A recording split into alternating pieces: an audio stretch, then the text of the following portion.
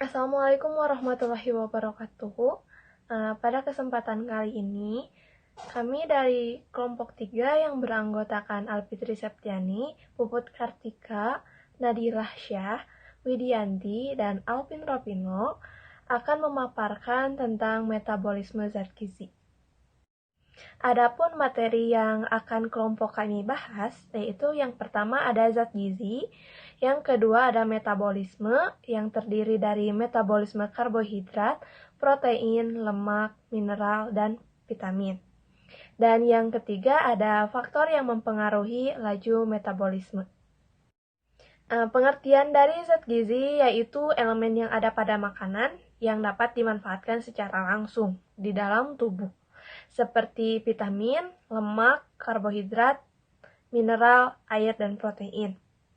Zat gizi ini juga merupakan substansi yang diperoleh dari berbagai jenis makanan yang digunakan dalam proses pertumbuhan, perbaikan, dan pemeliharaan, serta perbaikan jaringan tubuh. Zat gizi ini dapat dibagi menjadi dua, yaitu ada zat gizi makro dan zat gizi mikro. Untuk zat gizi makro yaitu zat yang diperlukan oleh tubuh dalam jumlah yang sangat besar. Kelompok ini juga dapat disebut dengan makronutrien yang terdiri atas karbohidrat, lemak, dan protein. Sedangkan pada zat gizi mikro, zat yang diperlukan oleh tubuh dalam jumlah yang kecil. Kelompok ini juga disebut dengan mikronutrien yang terdiri atas vitamin dan mineral. Yang selanjutnya ada metabolisme. Metabolisme ini merupakan sebuah proses pengolahan zat gizi makanan yang diserap oleh tubuh dan diubah menjadi energi bagi tubuh. Proses metabolisme ini terjadi melibatkan reaksi kimia dan enzimatis yang melibatkan unsur kimiawi tubuh. Fungsi-fungsi dari proses metabolisme yaitu yang pertama, untuk mencerna nutrisi berupa karbohidrat, lemak, mineral, vitamin, dan air yang digunakan untuk memproduksi energi. Yang kedua yaitu sebagai penyusun protein kompleks dan lemak, serta maintenance elektrolit dan total cadangan cairan tubuh. Yang ketiga sebagai penyusun zat pembangun untuk menjadi protein, asam nukleat, lipida, polisakarida, dan komponen sel lainnya. Yang keempat yaitu sebagai pembentuk dan perombak biomolekul. Dan yang kelima yaitu produksi energi melibatkan oksidasi nutrien yang menghasilkan ikatan fosfat berenergi tinggi berupa adenin trifosfat atau ATP. Selanjutnya kita akan bahas mengenai metabolisme di dalam tubuh. Pada umumnya metabolisme terjadi di dalam molekul yang besar seperti karbohidrat, lemak, dan juga protein yang berkaitan erat dengan siklus Krebs. Metabolisme zat gizi yang terjadi di dalam tubuh antara lain seperti metabolisme karbohidrat, metabolisme protein, metabolisme vitamin, dan juga metabolisme mineral. Metabolisme di dalam tubuh terbagi menjadi dua, yaitu anabolisme atau proses pembentukan dan juga katabolisme atau proses penguraian. Bagian metabolisme yang pertama yaitu anabolisme atau proses pembentukan. Anabolisme terjadi ketika reaksi kimia yang menyusun senyawa yang sederhana berubah menjadi senyawa yang lebih kompleks untuk membangun tubuh. Proses ini melibatkan proses reduksi, di mana reaksi kimia yang menyebabkan diperolehnya satu atau lebih elektron oleh suatu zat. Anabolisme merupakan fase pembentukan atau sintesis dari metabolisme. Molekul pemula atau unit pembangun yang lebih kecil disusun menjadi makromolekul yang besar yang merupakan komponen sel, seperti protein dan asam nukleat. Pada proses ini memerlukan input energi bebas yang diberikan oleh pemecahan ATP menjadi ADP dan fosfat. Bagian metabolisme yang kedua yaitu katabolisme atau proses penguraian. Katabolisme adalah proses pemecahan molekul-molekul yang kompleks menjadi molekul yang lebih sederhana. Kebanyakan dari mereka diubah menjadi energi. Bentuk sederhana ini kemudian akan menjadi bahan bakar untuk terjadinya proses anabolisme, yaitu molekul-molekul yang sederhana diubah menjadi molekul yang lebih kompleks. Pada lintasan katabolisme, molekul yang lebih besar seperti polisakarida, lipid, asam nukleat, dan juga protein akan terombak menjadi molekul yang lebih sederhana seperti monosakarida, asam lemak, nukleotida, dan juga asam amino. Selanjutnya kita akan bahas mengenai metabolisme zat gizi yang terjadi dalam tubuh. Yang pertama ada metabolisme karbohidrat. Metabolisme karbohidrat merupakan proses kimia yang terjadi dalam tubuh makhluk hidup untuk menghasilkan energi. Manusia bisa memperoleh karbohidrat dari makanannya. Sumber karbohidrat berasal dari makanan yang mengandung karbohidrat seperti sayur-sayuran, buah-buahan, biji-bijian, kacang-kacangan, dan juga susu. Bahan tersebut adalah karbohidrat sehat karena didapatkan secara alami. Jenis karbohidrat terbagi menjadi 3, yaitu monosakarida yang terdiri dari glukosa dan juga fruktosa. Yang kedua ada disakarida dan oligosakarida. Yang ketiga ada polisakarida yang terdiri dari selulosa, glikogen, dan amilum. Baik, di sini saya akan coba menjelaskan mengenai sintesis protein. Nah, protein ini sebelum diubah menjadi asam amino, yaitu melalui proses yang disebut dengan sintesis protein. Nah, sintesis protein ini akan mengubah asam amino yang terdapat dalam linier menjadi protein dalam tubuh. Kemudian, proses sintesis protein ini juga memerlukan peran dari DNA, RNA, serta enzim. Selain itu, sintesis protein ini juga membutuhkan bahan dasar yang dimana bahan dasarnya itu asam amino.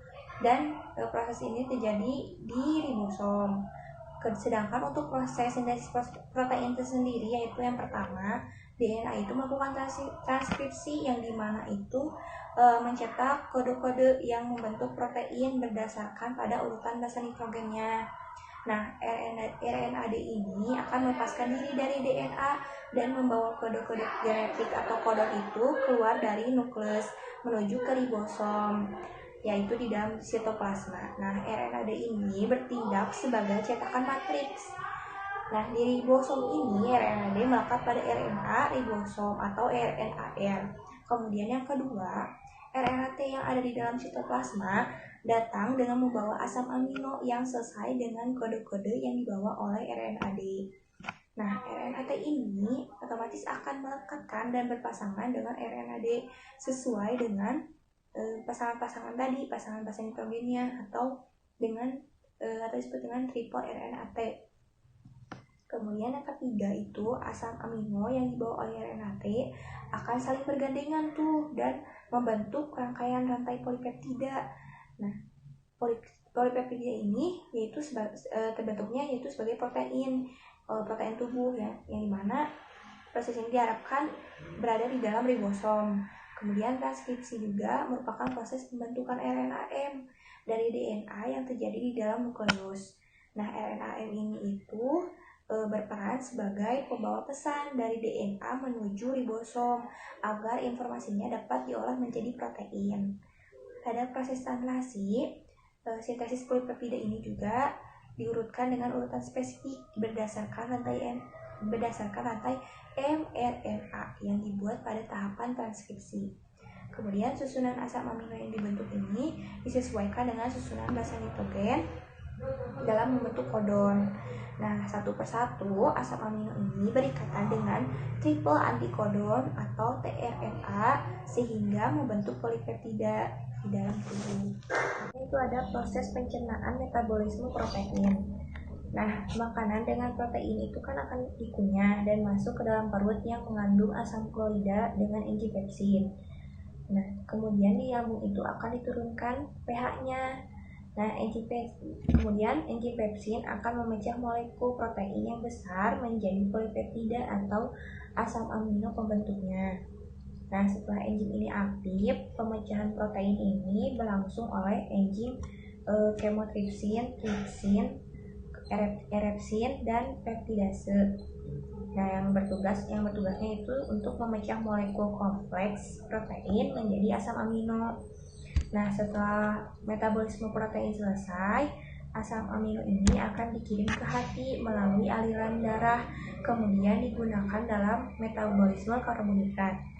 Asam amino ini digunakan untuk membentuk protein yang akan membantu pada metabolisme karbohidrat. Selanjutnya di sini saya akan menjelaskan mengenai metabolisme lemak. Nah, metabolisme lemak ini merupakan suatu proses di mana asam lemak itu akan dicerna, kemudian dipecahkan untuk menghasilkan energi atau disimpan di dalam tubuh sebagai cadangan energi. Nah, asam lemak ini adalah asam karboksilat yang terdiri dari rantai hidrokarbon hidrokarbon panjang yang berakhir pada grup karboksil. Sedangkan berdasarkan sumbernya, lemak itu dapat dibagi menjadi dua, yaitu ada lemak nabati dan lemak hewani. Nah, lemak nabati ini contohnya itu seperti tumbuhan, kelapa, kemiri, zaitun, kacang tanah, mentega, dan lain-lain. Sedangkan untuk lemak hewani itu terdiri dari seperti daging ya, kayak daging, terus keju, susu, ikan, telur, dan lain-lain. Kemudian berdasarkan komposisi kimianya, lemak itu terbagi menjadi tiga, yaitu ada lemak sederhana yang tersusun oleh trigliserida, kemudian ada lemak campuran, yaitu gabungan antara lemak dengan senyawa bukan lemak. Kemudian yang ketiga, lemak asli atau defirat lemak. Ini senyawa yang dihasilkan dari proses hidrolisis lipid. Sedangkan berdasarkan ikatan kimia asam lemak dibagi menjadi dua. Itu ada asam lemak jenuh, yaitu bersifat non-esensial. Kemudian yang kedua ada asam lemak tidak jenuh atau bersifat esensial. Nah, kemudian untuk proses pencernaan metabolisme lemak itu, ukuran lemak yang lebih kecil itu sebenarnya akan memudahkan proses hidrolisis lemaknya oleh lipas yang diproduksi oleh pankreas. Nah, proses metabolisme ini terjadinya itu dalam usus, tapi juga prosesnya dapat terjadi di hati, sel-sel otot, sel-sel lemak. Nah, yang dipakai sebagai energi atau disimpan sebagai energi cadangan.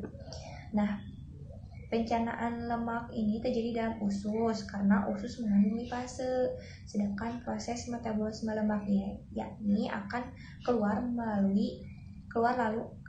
lalu masuk ke usus dan menimbulkan rangsangan terhadap hormon kolesistokinin. Sedangkan sintesis lemak yang disintesis itu akan berasal dari karbohidrat dan protein melalui asetil-CoA. Nah, secara kimiawi, lemak ini tersusun oleh asam lemak dan gliserol. Nah, sintesis atau pembentukan maupun pembongkaran lemak terjadi dengan bantuan enzim lipase. Nah, sedangkan apabila gliserol ditambahkan 3 molekul asam lemak, akan tersusun suatu ester yang disebut sebagai lemak. Nah, enzim lipase ini juga dapat membongkar lemak menjadi asam lemak dan gliserol. Oleh sebab itu, reaksi ini berlangsung secara bolak-balik. Lalu ada metabolisme vitamin. Jadi vitamin ini terbagi atas vitamin yang larut dalam lemak dan larut dalam air. Nah, vitamin yang larut dalam lemak dari vitamin A dan E, K, jika berlebihan tidak akan dikeluarkan oleh tubuh, melainkan akan disimpan. Vitamin yang larut dalam tubuh yaitu vitamin B kompleks dan C, yaitu vitamin larut dalam air.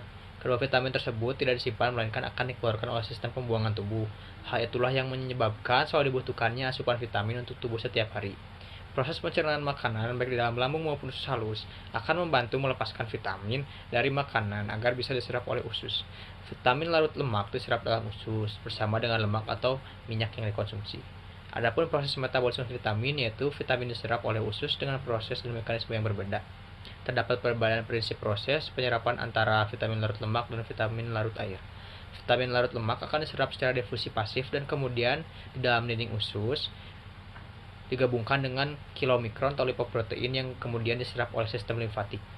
Proses metabolisme vitamin larut air yaitu vitamin larut air akan langsung diserap melalui saluran darah dan ditransportasikan ke hati. Lalu ada metabolisme mineral. Mineral kecuali kalium dan natrium membentuk garam dan senyawa lain yang relatif susah larut, sehingga susah diabsorpsi.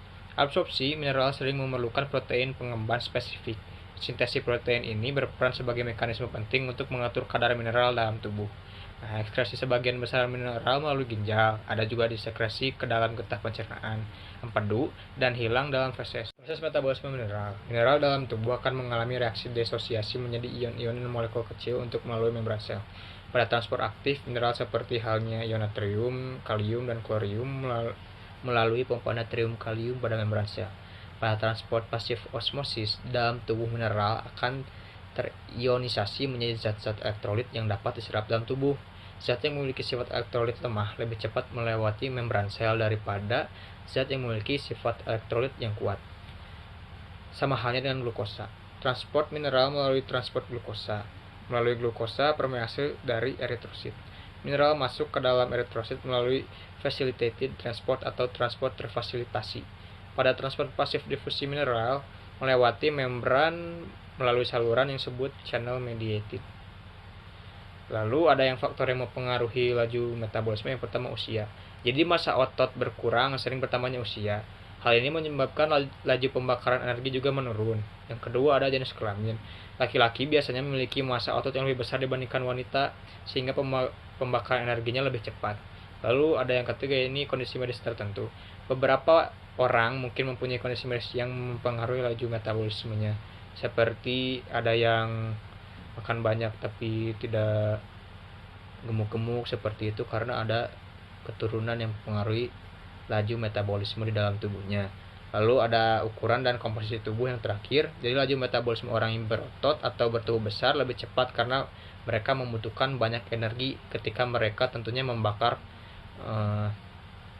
lemaknya ketika berolahraga, seperti itu.